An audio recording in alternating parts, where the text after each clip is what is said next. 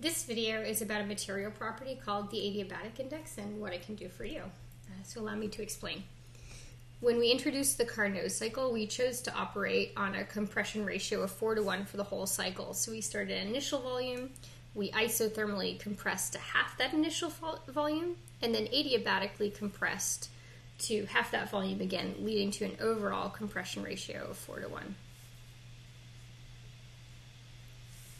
On a temperature entropy diagram, we represent this spacing instead with entropy.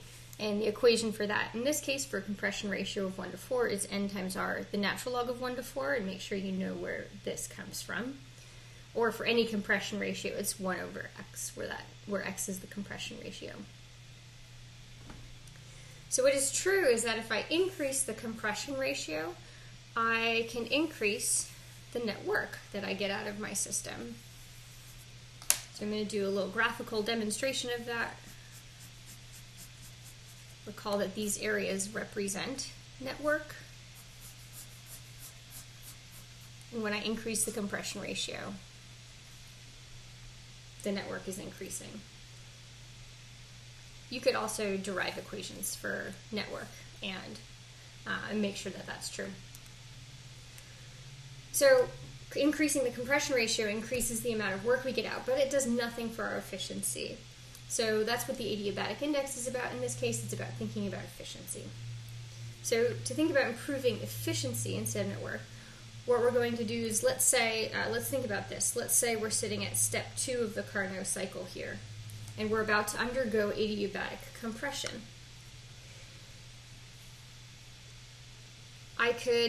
There exist adiabats of varying steepness depending on the material of our working fluid. And for efficiency, what I want is to achieve the highest possible temperature with my compression. So what I want is the steepest possible adiabat. You can see if I choose some fixed compression ratio, so some fixed final volume, the steeper adiabat gets me to a hotter isotherm. Steeper adiabats are good, and they give us better efficiency. That's graphical. The equation that's dictating this, or one of them, is the equation for the final temperature along an adiabat. Recall we derived it to be this equation. I can rewrite it using a different parameter. I can rewrite it this way, where now the term in the exponent is gamma minus 1, where gamma is defined as the constant pressure heat capacity divided by the constant volume heat capacity. Using this definition and the relationship between CV and CP being equal to R, if CP minus CV equals R, this is true for a perfect gas, but it's a very frequently used approximation. You can use these two equations to make the jump from this equation to this equation for the adiabat. And using this equation, you can see that a steeper adiabat, which is good for efficiency, comes from having a higher gamma. So we want to increase gamma. I will tell you that the maximum possible gamma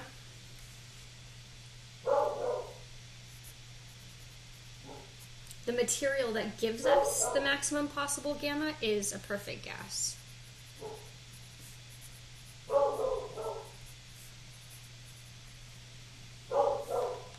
So now I encourage you to pause and make sure that you can find what the value is for gamma of a perfect gas. All right, unpausing. We've gone over in class before that CP for a perfect gas is 5/2 R and CV is 3/2 R. So gamma for a perfect gas is going to be 5/3, and this represents the maximum value of gamma. You can either go back to your tests to make sure you know these quantities, they'd be given to you on a test, or you can ask me about them in office hours. The next thing I'd like you to consider is what might be the minimum value for gamma. So pause and see if you can figure out what the minimum value might be. All right, unpausing. I actually have two ways to think about this. One is from the definition of gamma. It's Cp divided by Cv. It's true both from this equation that we just used, which is, this is only true, explicitly true for a perfect gas, but it's a good approximation for most materials. So here we can see that Cp has to be greater than Cv. You could also see this as true or come to believe this inequality by thinking about constant pressure and constant volume processes, and think about the energy flowing in and out of the system during these processes in the form of heat and work and the difference between those two. And you might convince yourself that Cp has to be greater than Cv. So if this is true, then given the definition of gamma, whoops, that was backwards. It has to be greater than or equal to 1. There's another way I can think about this bottom limit.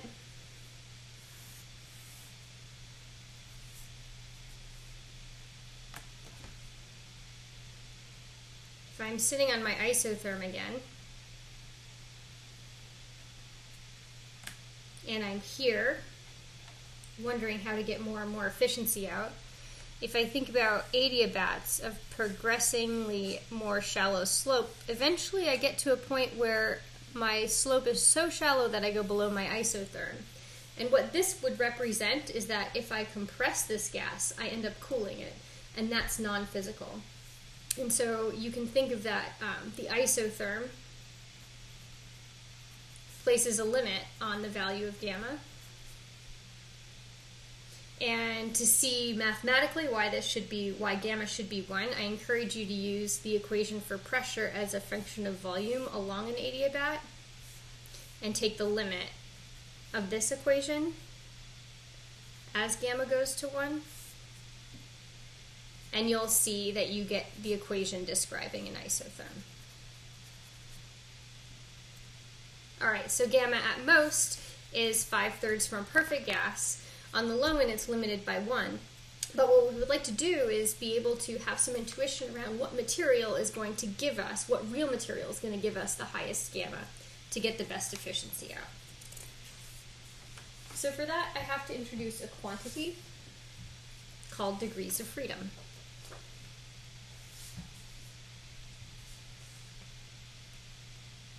Okay.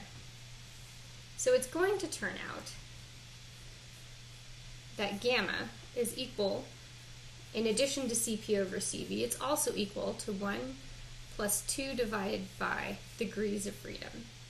And we're going to talk about in the rest of this video what degrees of freedom is. This equation is true for a material that I will call a slightly imperfect gas.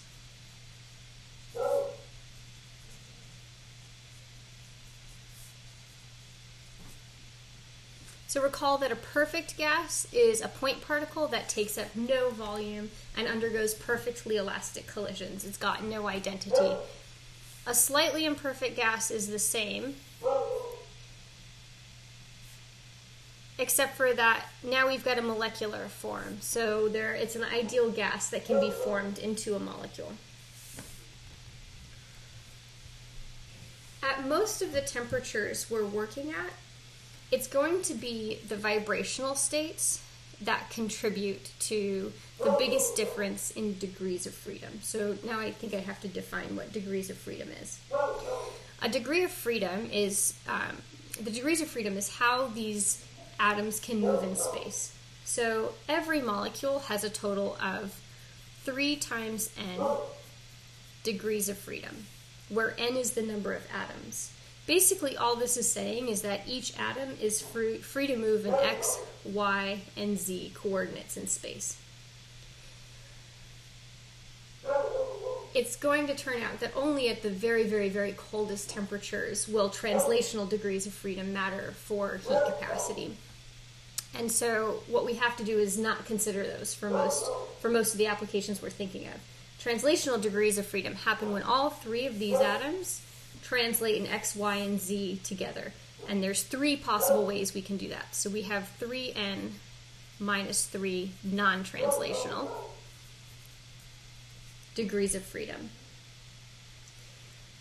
It's also going to be true that rotational states don't contribute to the heat capacity very much, except for at cold temperatures. Or it doesn't contribute to a difference in the heat capacity.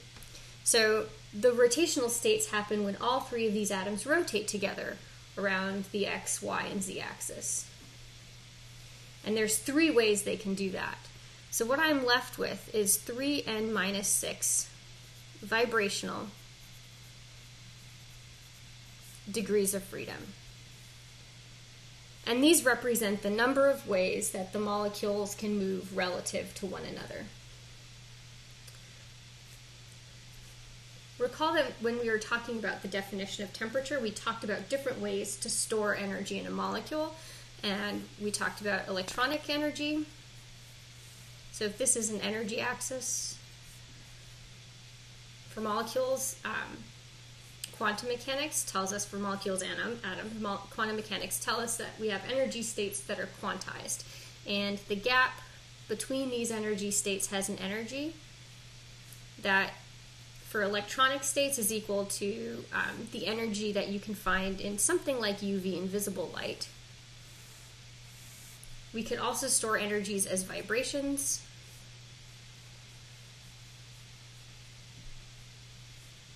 And here the energy spacing corresponded to approximately the same energies as wavelengths of light that fall into the infrared.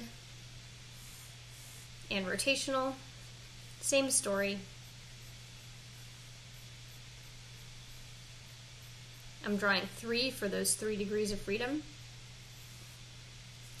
And these energies tended to be in the microwave region.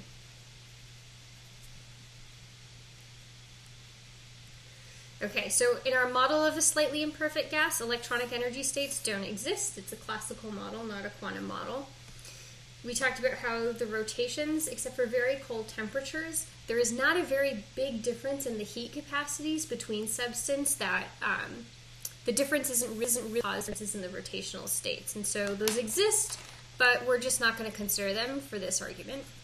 We're mostly looking at vibrations. And we just mentioned how vibrational states represent the different ways that the atoms can move relative to another within the molecule. And we have 3n minus 6 vibrational degrees of freedom. So for this molecule right here, we have 3 different ladders of energy gaps for our vibrational states. And they might have different energies. They might have very similar energies. And these are representing all of the different ways that we can store energy in our molecule.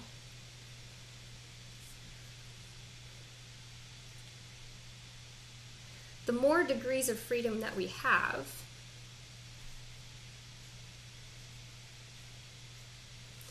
the more ways, the more places we have to store energy, and that's going to result in an increase in the heat capacity. So given a change in temperature, I've just got more places to store energy, and so my the amount of energy I have to put in to affect a change of temperature is going to be bigger, and so that represents an increase in the heat capacity. It also represents an increase in the constant volume heat capacity. But what I'll encourage you to do is go look at our tables of data for constant pressure heat capacity for all of the substances that you have in your table, and notice how heat capacity tends to be bigger for molecules with larger numbers of atoms, with more vibrational degrees of freedom. When you see deviations from that trend, what you're noticing is deviations from this model of a slightly imperfect gas. You're noticing the chemical identity begin to come into play. So if we increase the degrees of freedom, we have a higher heat capacity, but gamma is equal to Cp over Cv, and we're used to the idea that there's something in the numerator that's increasing, so we might want gamma to increase. But because both of these terms are increasing, and the relationship, the relative value between them is approximately fixed and approximated by R. As you increase the values of these heat capacity, the relative difference between them decreases, and so increasing degrees of freedom results in a decrease in the adiabatic index. You can also see that's true in this equation that relates the adiabatic index and degrees of freedom for this model of a slightly imperfect gas. So coming back to the original intention, what we wanted to do is have some intuition about how to choose a material that would have the best adiabatic index to get us the best efficiency. And so what you should do is to maximize gamma.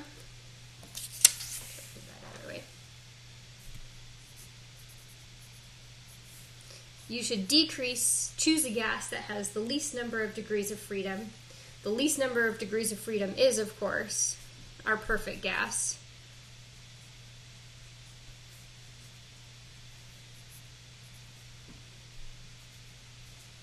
So that has our highest gamma. Sorry for the redundancy there. So to increase your adiabatic index, you should choose substances that have the lowest degrees of freedom, because those are going to have the relatively lower heat capacities. And so the adiabatic index will be maximized.